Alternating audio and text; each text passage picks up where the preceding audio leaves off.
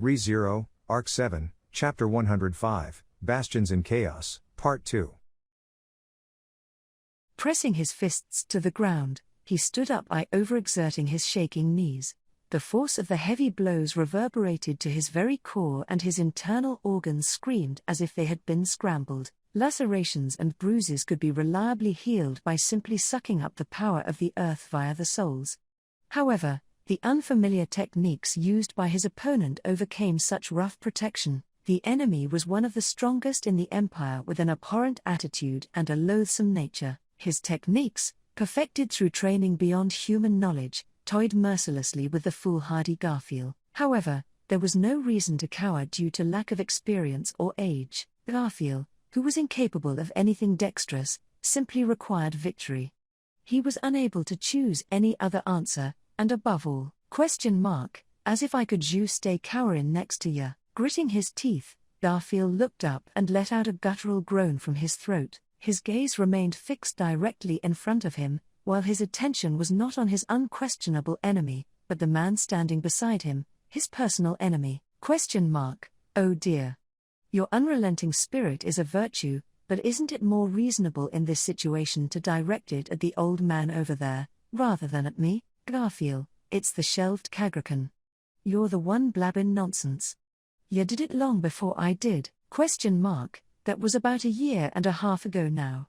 Except for the things you already know about, and it admittedly doesn't end there. Shrugging his thin shoulders, the man Roswell responded curtly. Without his makeup and clown costume in order to conceal his true identity, he retained the aura of a proper nobleman. It was a masterful disguise that did not let show how twisted he was at his core. It was true that without the advice of the detestable Roswell, this would be a life-threatening situation. Because Garfield was aware of this, a feverish anger rose from the pit of his stomach. On the other hand, I'm a bit confused about you saying that you've been in a fight with a shinobi before.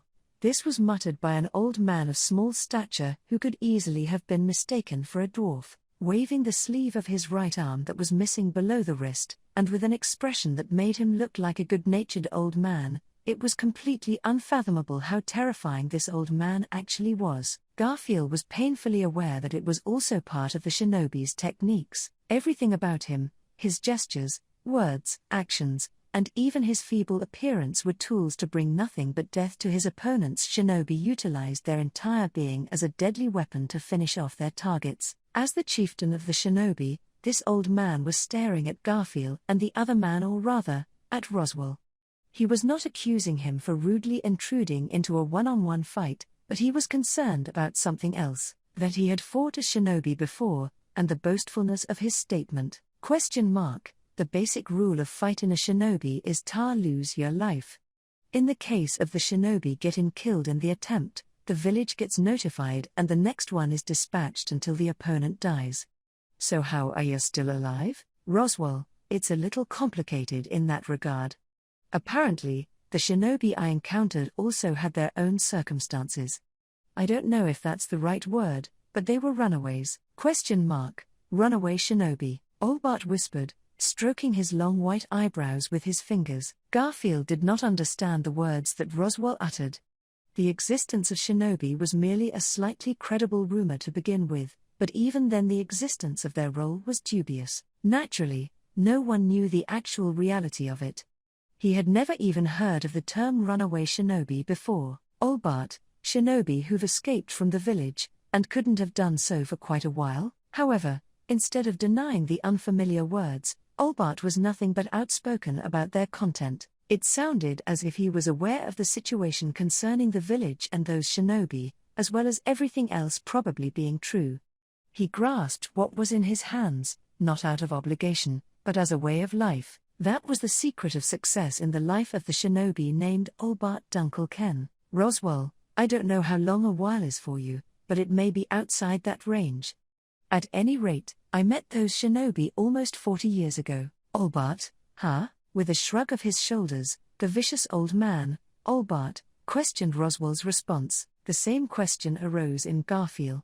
Rather, it was more likely that everything he had said so far was just a casual utterance, and he admired the nerve of the man. Although he never bothered to ask Roswell's age, He was at most around 30 years old, which was different from Emilia or Beatrice.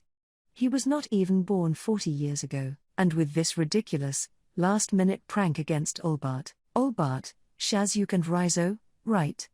You're talking about those runaway shinobi, Roswell, oh ho, Olbart, they left the village 40 or 50 years ago, and the only ones who are still alive are their brothers. The others have been killed off, so there ain't any other candidates. At Garfield dismissing his story as a joke, Olbart played along even more tenaciously. Next to Garfield, who was staring bewilderedly, Roswell closed one eye, looking back at Olbart with his eerie yellow eye. Roswell, well, I assume I'm obligated to answer whether you are right or not. Olbart, nah. It's also valid to hold your opponent in suspense when a killing match is on a knife's edge. You might have talent as a shinobi. Roswell, I appreciate the compliment, but I decline. The talent I desire and the path I want to walk have been decided long before 40 years ago. Olbart, kakakaka. I see. Well then, it can't be helped. Roswell, shaking his head, ignored Olbart's praise. Olbart laughed without paying heed to that, and immediately afterwards his figure became hazy. In the blink of an eye, the distance between the two disappeared. The vicious old man's foot leapt and struck his target in the neck. However, Garfield, HK, with a gentle breeze on his neck, Garfield held his breath. A deadly shock scattered at the nape of his neck, barely scraping his skin. Olbart's kick was unleashed, only to be stopped just in time. Roswell, following the conversation just now, you aim not for me, but him. Olbart, diminish your enemies. The more, the better. Pretty textbook, ain't it? With the strength and sharpness one would not expect from such a small stature, even Garfield's well-trained neck could not have taken a direct hit from Olbart's kick unscathed. What stopped that reckless clash from becoming a reality was a distinctively shaped dagger cutting between Garfield's neck and Olbart's kicking foot. No, rather than a dagger, it was a weapon with parts to strike with, called the sai. It was an unknown weapon used in the western country of Kuraragai, and even Garfield was now seeing it for the first time. It had just saved Garfield's life. The owner of the sai was Roswell, with the humiliating fact of adding a second consecutive rescue of Garfield. Garfield, ooh, the moment he was scorched by this humiliation, Garfield's right arm launched up, killing the wind. Naturally, the target was the vicious old man, who remained suspended in midair on the axis of his kicking leg. Since he had no way to escape in midair, he would smash through his torso and make him unable to fight. Olbart, whoa there. However, just before the strong arm struck him, Olbart ducked with an unusually deft body movement and leapt diagonally downward with only his toe hooked in Roswell's sai. Evading the unleashed fist by diving under it, Olbart pulled out of range in a crawling position. Immediately, Garfield stepped in for the follow-up. Roswell, how about we calm down for a bit? Garfield, the body that planned to jump in was pulled backward at the waist to take the wind of his sails. Garfield noticed Roswell had hooked the tip of his sai onto the waist of his clothes. He wondered what he was trying to do, and the moment he tried to snap at him, he figured out his intention, because a rotating black blade grazed Garfield's nose as it came flying by. Garfield, HK, Roswell, the moment you separated, he threw a flying blade at your blind spot with his hands behind his back. Putting the spin on it is just a petty trick, but shinobi have a whole treasure trove of that. Not to mention, our opponent is at the top of their class. Olbart, if you think something so pompous as being on top of a narrow space, people'll point and laugh at you. Being at the top of the shinobi ain't something to brag about. Unconcerned with missing the attack, Olbart closed one eye and looked at them vigilantly. Garfield once again bit his teeth in humiliation at this exchange he was left out of. Roswell had saved his life not once, nor twice, but 3 times already. In the fight against Kafma, there was a response to overcome a singular wall. In spite of that, he could not do a single thing against these guys who were making a mockery of his fight with Kafma. This was a disgrace to Garfield himself and to Kafma who had lost to him. But, Roswell, Garfield, do not misjudge his type of strength. Garfield, Roswell, you are strong. So, your opponent tries to avoid fighting within your arena.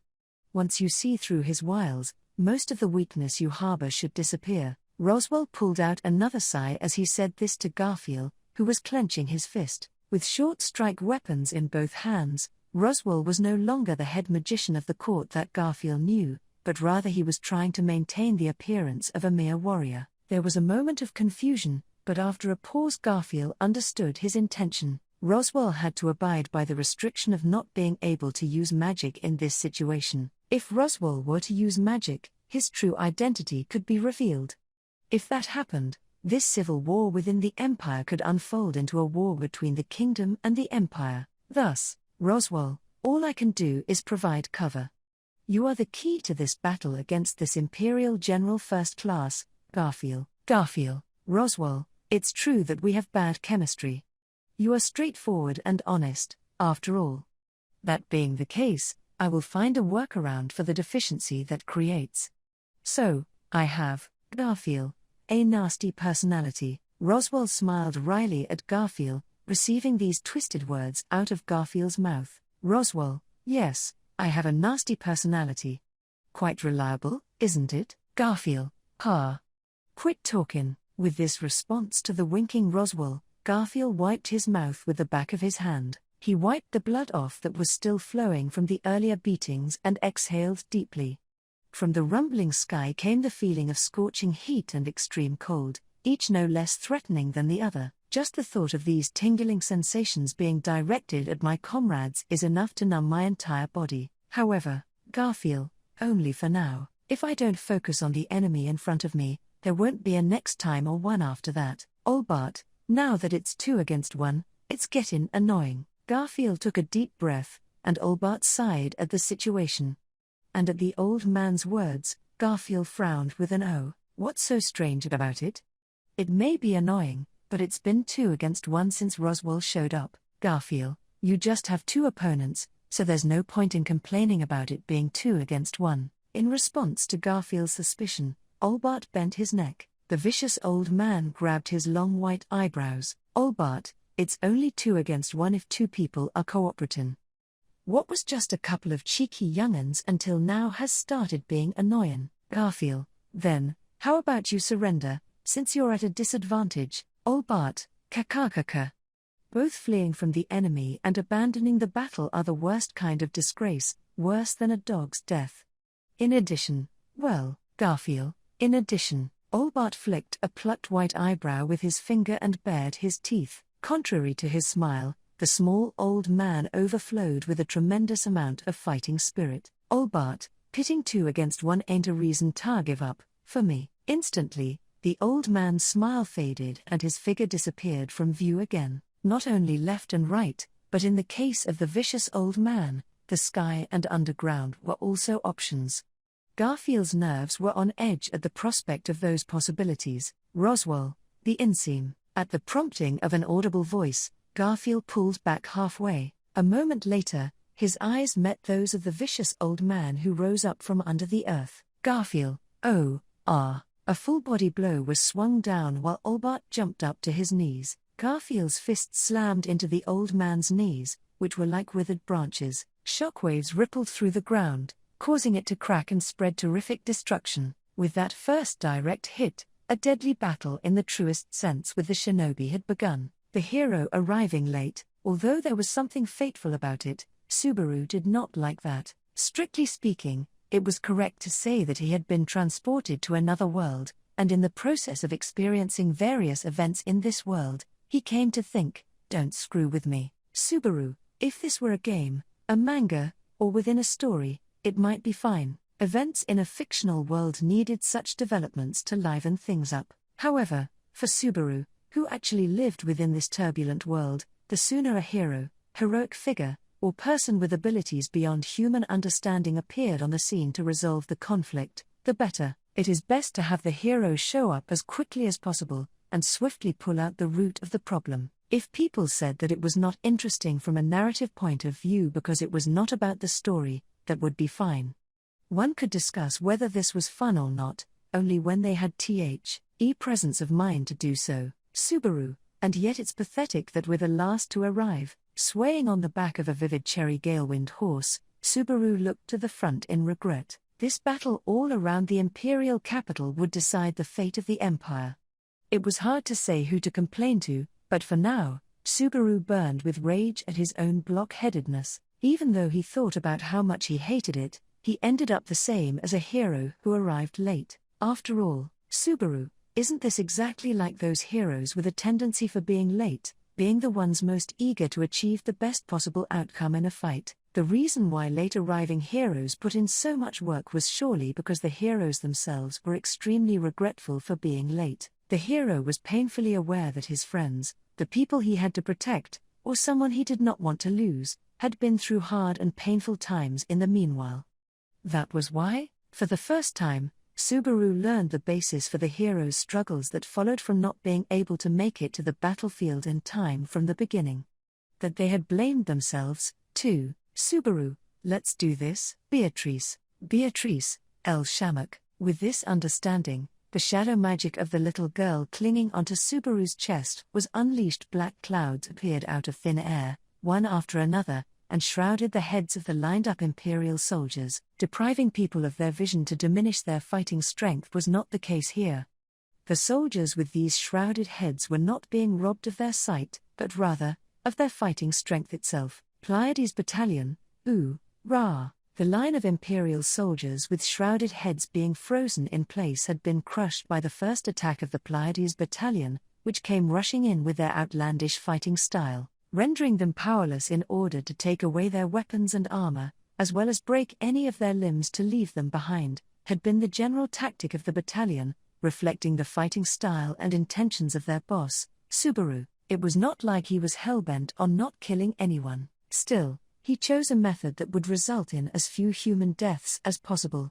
Doing so was best for Natsuki Subaru's peace of mind, and at the same time, Subaru, I hate the Volakian Empire. It was his revenge against the empire that forced people to fight and kill each other, just in order to be a warrior. Schwartz, we are approaching the city walls.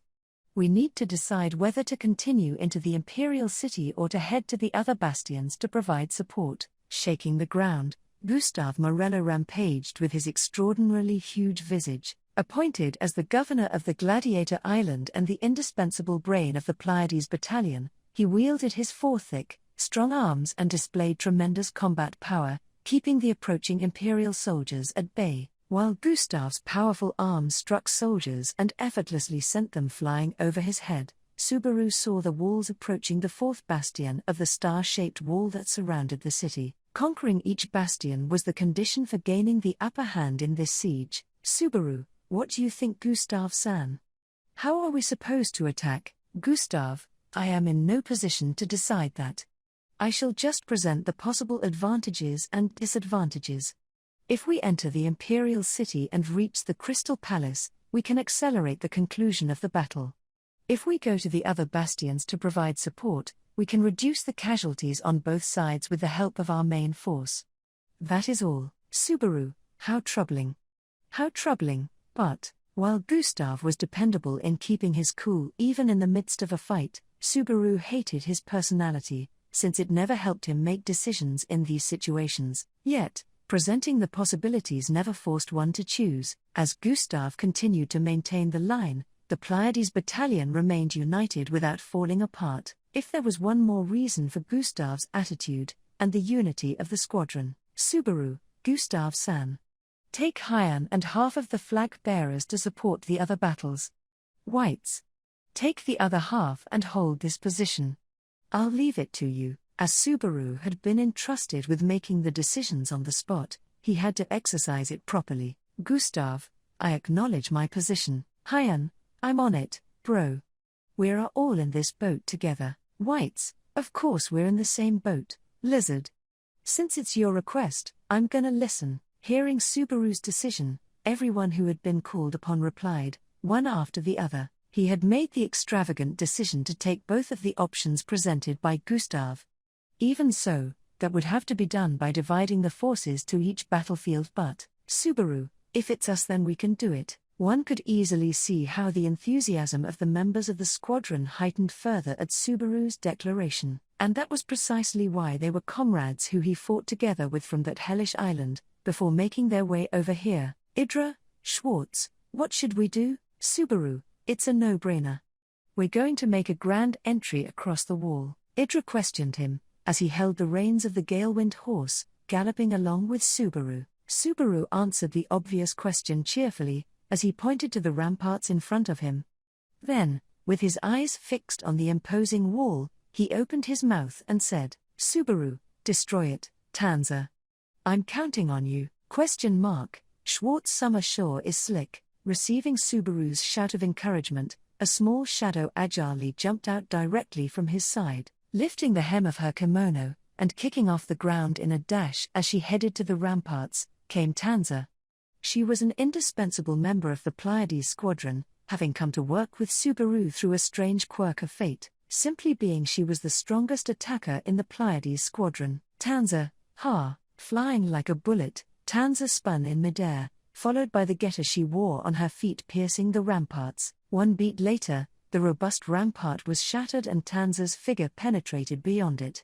The shockwave created a crack in the fourth bastion of the rampart, and the crack spread across its entirety. Subaru, go go go go go, everyone, ooh. Then, with Subaru's order, the momentum of the Pleiades squadron crashed directly into the spot where Tanza had struck the first blow. It was no longer an attack by an individual squadron member, but a blow from a single living entity, the Pleiades squadron, in which even the walls of the imperial city of Lupagana, that had prided itself on its strength, were not able to hold back. Subaru, there was a thunderous roar and a terrible cloud of dust, and then, the ramparts were opened by force. Seeing this overwhelming spectacle, Subaru took up a triumphant pose, while Beatrice in his arms opened her round eyes wide. Beatrice, for that wall to be so easily.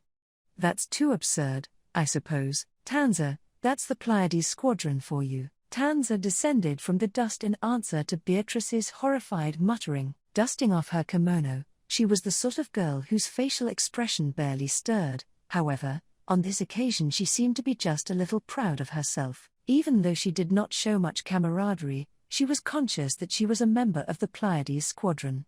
Otherwise, she would not have been affected by the power of unity. However, Beatrice did not seem to like Tanza's attitude.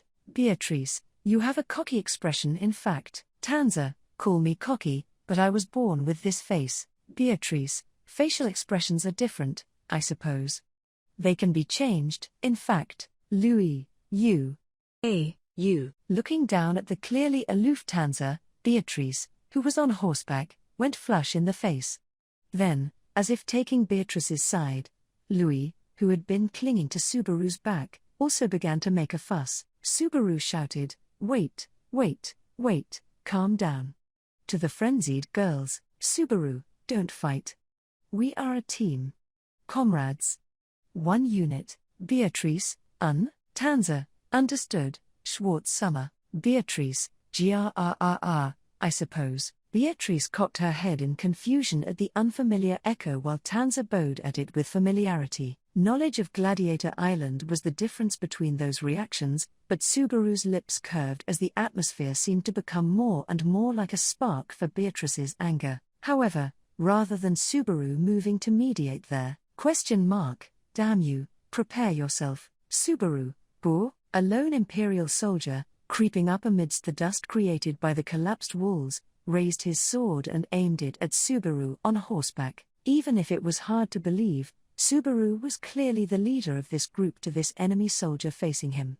It was the style of the Empire to not underestimate children, even if they did not know any better. Therefore, the soldier's sword was indifferently aimed towards Subaru. Louis, wow. Instantly, the force holding Subaru from behind became stronger, and his vision changed in a flash. What happened was plain and simple. In the blink of an eye, the Galewind horse moved it teleported away from the spot it had been standing just before. Idra, what? The sudden teleportation astonished Idra, who held the reins, and then he involuntarily vomited as his internal organs were stirred up. Subaru also remembered the sensation of this unusual power Louis possessed. Then, Beatrice, Shamuk, Imperial soldier, Wa?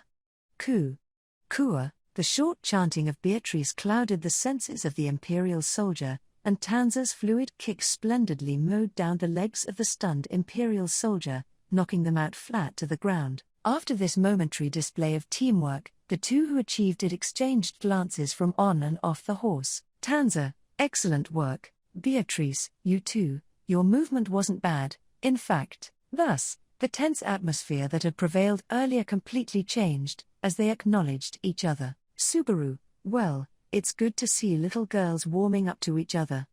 By the way, Louis. Don't do that so suddenly, you've turned Idra's stomach inside out.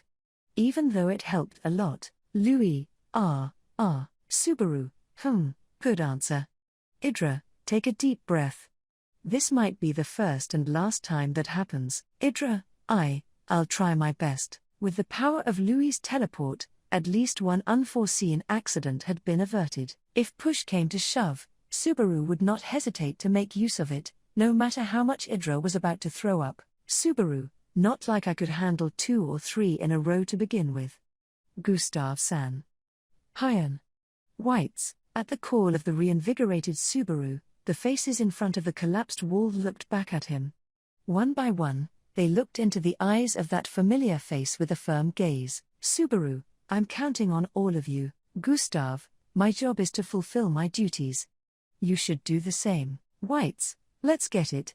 Time for the triumphant return of the Pleiades squadron in its full and imposing force. Hyan, Schwartz, will defend this place to the last. Go take that throne. Gustav's group headed off to another battlefield. Whites' group stopped to defend the collapsed walls, while Subaru left his dependable men to their respective posts as he poked Idra in the chest with the back of his head. As he got headbutted, Idra looked like he was holding Subaru in his arms as he rode the Galewind horse. Idra, well, we got in. Looks like we're the first ones. Laughing bravely, Idra rode his galloping horse over the wreckage of the city walls into the inner city. While swinging around on the same horse, Subaru had also entered the imperial city of Lupagana. The cityscape of the imperial capital hidden within the high walls could not be seen in its entirety from the outside, but it was a methodical, orderly, and disciplined arrangement of buildings. Subaru, the city's representative, must be a nervous wreck to build it like this. If the person in question had been listening, they might have argued how impossible it was for them to be responsible for adding on to a city that was built hundreds of years ago. So, having stated this one-sided impression, the Pleiades squadron surged into the imperial capital. Their goal was, Beatrice, Subaru. What should we do, I suppose? Tanza, Schwartz Summer, what shall we do? Louis, wow. Oh, you, Subaru, of course, it's obvious. Head straight to the Crystal Palace of the Imperial City. Let's rub this warm welcome straight into the pompous face of His Excellency the Emperor. Subaru, having been asked this question by all the girls at once, responded to them collectively. Beatrice, Tanza, and Louis nodded in reply to Subaru's answer, but only Idra, who was forced to be close to all of them, muttered quietly. Idra, with 4 children on the battlefield. I guess I didn't have the talent of a warrior after all. Yes, that was a fitting thought for a miller. At the same time that the Pleiades battalion led by Natsuki Subaru breached the city walls and were the first to finally enter the imperial capital of Lupagana. Surely, no one expected them to be so persistent. At the Crystal Palace, the very place that all the rebels, who were laying siege to the imperial capital in their plans to overthrow the very foundations of the empire, had set their sights on and were burning their lives to get there. The throne room was located in the most elevated, most prestigious room in the castle. With the national banner of a wolf being pierced by a sword hoisted on the wall behind it, and a blood-red carpet laid out before it, there was the throne aggregating all the authority of this empire, and the emperor sitting on it, young, intelligent, and as ruthlessly beautiful as a finely sharpened blade. The emperor did not change his complexion even as the masses came flocking in with their swords pointed at his throat. Despite what he himself had said, the situation nevertheless surpassed his expectations, even though, out of the countless threads you have laid out, up to which layer were you referring by that? As this was the throne room, those words were too irreverent to be uttered to the emperor who was seated on his throne. However, there was neither a loyal retainer to condemn nor any soldiers to behead that insolent man, and the room echoed with the sound of the intruder's presumptuous footsteps on the carpet. There was also another inscrutable thing missing from the throne room. If there were others in the room, they would have frowned upon this fact. Or perhaps they could not even have frowned, because in order to recognize that fact, one would need to have sufficient reason to break through the impeded recognition. A gift had once been presented to an ancient emperor from a tribe he shared a friendship with, a mask that took after the Oni clan, a clan created for the sake of killing the most terrifying existences in the world, making those gazing upon it to avert their eyes in fear of what laid on the other side of the mask. Therefore, it was not easy to recognize that the tone of voice of the person wearing the Oni mask was exactly the same as that of the emperor. Then, a presence appeared before the Emperor Vincent Wallachia, with the same tone of voice as the emperor, and walked proudly and fearlessly through the throne room as if it were his own. It was, "Vincent, unsurprisingly, you are emotionless to the very core. Even when you look up from below at the throne you were ousted from like this." It was the triumphant return of the rightful emperor, who had had no recourse but to abandon his throne before.